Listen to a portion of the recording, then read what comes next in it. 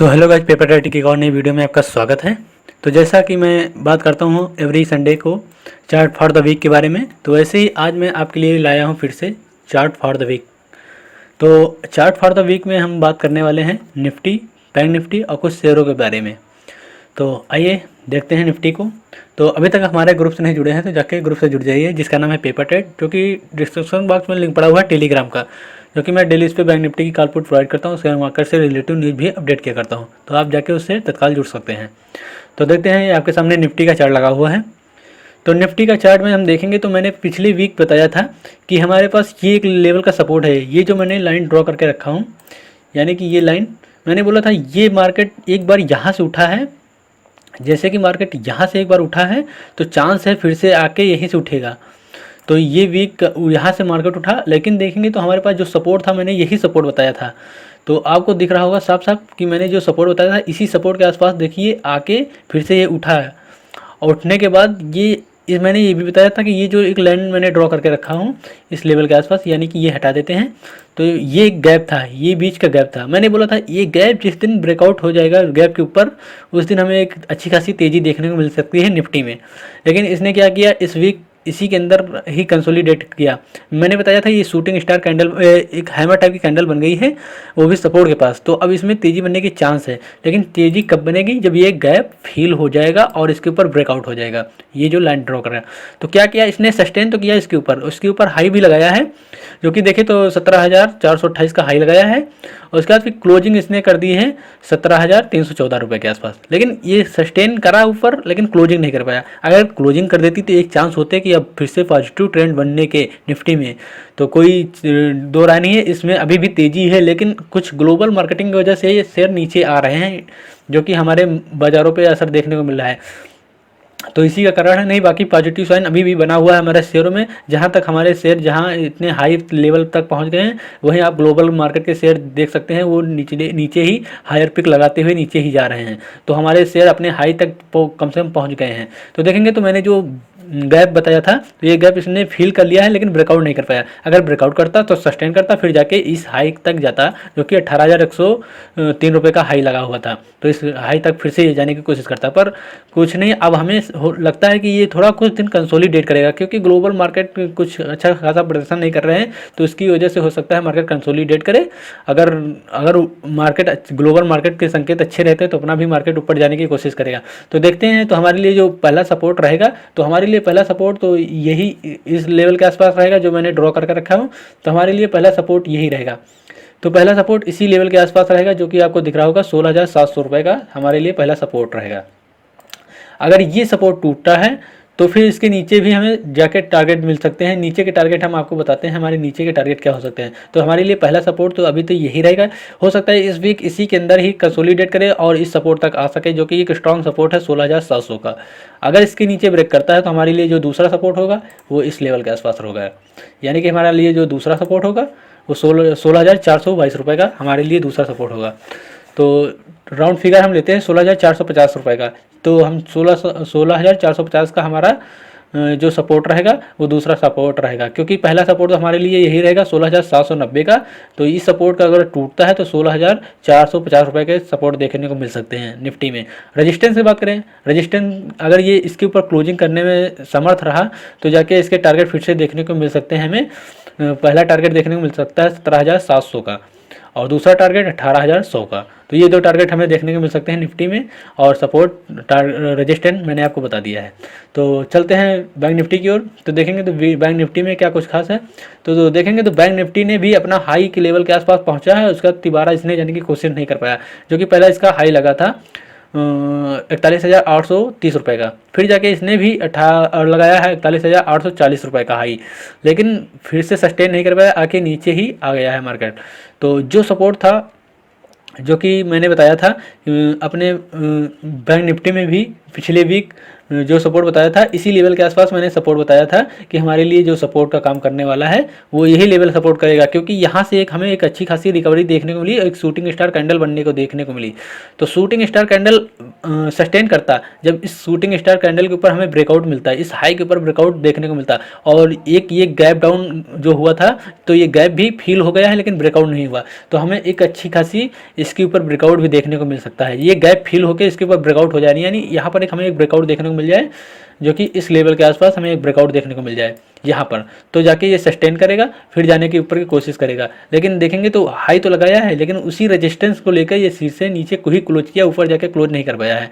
तो इसके लिए जो सपोर्ट रहेंगे हमारे लिए वो 37,350 रुपये के हमारे लिए सपोर्ट का काम करेंगे इस लेवल के आसपास, जो कि आपको दिख रहा होगा 37,000, यहाँ पर आपको दिख रहा होगा 37,375 350 रुपये के आसपास हमारा पहला सपोर्ट का काम करने वाला है, जहाँ से ये रिकवरी देखने को मिली हमें, वही लेवल हमारे लिए पहला सपोर्ट का काम करेगा। और ये लेवल टूटता है तो हमारे लिए जो सपोर्ट रहेगा, नेक्स्ट सपोर्ट रहेगा 36,000 का सपोर्ट रहेगा, यानी 36,100 का सपोर्ट हमारे लिए रहेगा बैंक निफ्टी में। तो ये दो सपोर्ट हमारे लिए रहेंगे बैंक निफ्टी में। रेजिस्टेंस की बात करें तो हमारे लिए पहला रेजिस्टेंस यही रहेगा, जो कि इस लेवल के ऊपर जब ब्रेकआउट करेगा तभी हमारे लिए एक रेजिस्टेंस में काम करेगा।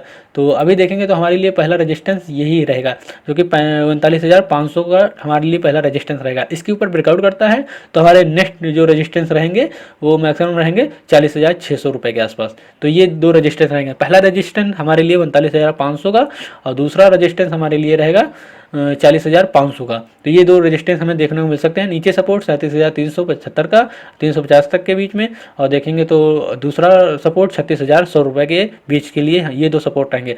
हो सकता है मार्केट इसमें भी थोड़ा सा रेंज बनाए, इसी बीच में रेंज क्रिएट करे, या फिर हो सकता है कल मार्केट गैप डाउन हो, मंडे के दिन गैप डाउन हो और आके इसी फिर सपोर्ट ले, उसका फिर से ऊपर जाने की कोशिश करे, फिर से रेंज बनाए, या फिर इसको ब्रेक करता है तो आके फिर इसी बीच में सपोर्ट लेगा जो मैंने नेक्स्ट सपोर्ट बताया 36,100 का। तो ये सपोर्ट पे टाइम, लेकिन ये जो मैंने सपोर्ट बताया इस सपोर्ट में आने में थोड़ा सा टाइम लग सकता है। हो सकता है ये वीक बीत जाए, अगले वीक तक ये पहुँच जाए, लेकिन हो सकता है कुछ कहा भी नहीं जा सकता। अगर ग्लोबल मार्केट के संकेत जो बुरे होते हैं तो उसकी वजह से इस पर असर पड़ सकता है, तो ये 36,100 रुपये के लेवल भी देखने को मिल सकते हैं हमें। तो अब चलते हैं कुछ शेयरों के बारे में बात करते हैं। तो जैसे कि मैंने ब्रेकआउट शेयर के बारे में अपने बात करता हूं, तो हमारे लिए पहला जो शेयर रहेगा तो दीप इंडस्ट्रीज़ का हमारे लिए पहला शेयर रहेगा। तो आई होप आप लोगों को बैंक निफ्टी समझ में आ गया होगा कि उस पर रेजिस्टेंस सपोर्ट क्या होगा। तो देखेंगे तो हमारे पास यहाँ पर दीप इंडस्ट्रीज़ का शेयर लगा हुआ है, तो इस पर हमें ब्रेकआउट देखने को मिला है, जो कि इस लेवल के आसपास, जो कि इसका हाई लगा था 289 रुपये का हाई लगा था। ये रजिस्टेंस लगा के यहाँ पर देखेंगे राउंडिंग बॉटम पैटर्न बना, उसके बाद फिर जाके ये कैंडल ब्रेकआउट हुआ, ये लेवल जब इससे ब्रेकआउट हुआ है अब हमें अच्छा खासा टारगेट देखने को मिल सकते हैं। देखेंगे तो एक अच्छी खासी राउंडिंग बॉटम पैटर्न के साथ ये ब्रेकआउट हुआ है, वो भी वीकली टाइम फ्रेम पे। तो ये इसका जो ब्रेकआउट हुआ है 300 रुपये के आसपास, 309 रुपये के आसपास ब्रेकआउट हुआ है, यानी कि हाई इसका लगा था 316 रुपये का, क्लोजिंग इसने 309 रुपये का लिया है। अब इसके टारगेट क्या रहेंगे? टारगेट हम लेंगे इस हाई से इस लो को अगर कैलकुलेट करते हैं तो इसके जो टारगेट रहेंगे वो मैं आपको टारगेट बताता हूँ। इसके जो टारगेट रहेंगे वो 400 रुपये के हमारे लिए टारगेट रहेंगे। तो हमारे लिए जो पहला टारगेट रहेगा वो 400 रुपये का हमारे लिए पहला टारगेट रहेगा इस शेयर में। तो जो कि आपको यहाँ पर दिख रहा होगा, इस हाई से इस लो को मैंने कैलकुलेट किया, फिर जाके इस जहाँ पर ब्रेकआउट हुआ है उसी ब्रेकआउट के ऊपर रख दिया, तो ये टारगेट निकल आया है, आपको मैंने कई बार बताया है। तो 400 रुपये का लेवल हमारे लिए टारगेट रहेगा, जो कि रेजिस्टेंस रहेगा, ये हमारे लिए पहला टारगेट रहेगा। यानी कि लिए 300 रुपये का अगर ये क्रॉस किया है तो आप 400 रुपये तक के टारगेट ले सकते हैं। स्टॉप लॉस क्या रखेंगे? स्टॉप लॉस हम इसी कैंडल के नीचे अपना एडजस्ट करेंगे 236 रुपये के आसपास, 235 रुपये के आसपास हमारा स्टॉप लॉस रहेगा। तो आप अपने स्टॉप लॉस 235 रुपये के आसपास रख सकते हैं। बाइंग आप कहीं भी बना सकते हैं 300 रुपये के आसपास, ये थोड़ा सा वेट करिए नीचे 290 रुपये के आसपास, या फिर हो सकता है इससे हाई को क्रॉस करे तो आप बाई कर सकते हैं। लेकिन टारगेट जो हमारा रहेगा 400 रुपये का रहेगा दीप इंडस्ट्रीज लिमिटेड में। तो अभी तो प्राइस इसका 309 रुपये चल रहा है। तो आप चलते हैं हमारे दूसरे चार्ट की ओर। तो देखेंगे हमारे पास दूसरा जो चार्ट है प्राज इंडस्ट्रीज का चार्ट है। तो यहाँ पर भी देखेंगे हमारे पास मैंने एक हॉरिजॉन्टल लाइन ड्रॉ करके रखा हूँ। देखेंगे तो हमारे पास ये लेवल एक रेजिस्टेंस था, फिर देखेंगे तो ये रेजिस्टेंस, फिर देखेंगे तो यहाँ पर एक रेजिस्टेंस।